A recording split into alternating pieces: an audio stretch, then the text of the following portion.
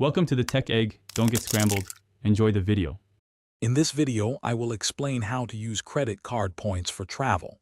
First, familiarize yourself with your credit card's specific rewards program.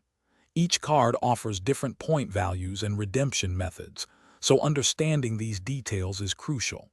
Next, explore the various travel partners and booking platforms available through your card issuer. This initial step ensures you maximize your points for the best travel experiences. To truly maximize your point value, always compare redemption options. Sometimes, transferring points to airline or hotel partners yields a much higher value than booking directly through your card's portal.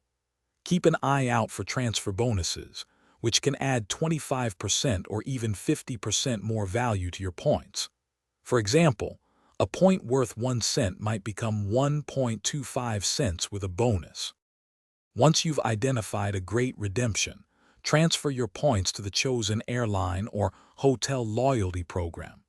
It's vital to confirm award availability with the partner before transferring, as transfers are usually irreversible.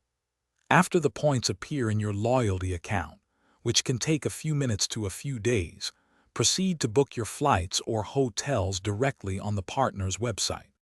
For advanced strategies, consider leveraging companion passes or free night certificates that some premium cards offer. These can significantly reduce your out-of-pocket costs.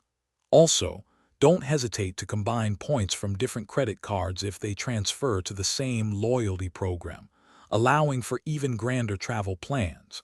Remember to check the description below for a link to the Owala water bottle and other great deals. Happy travels!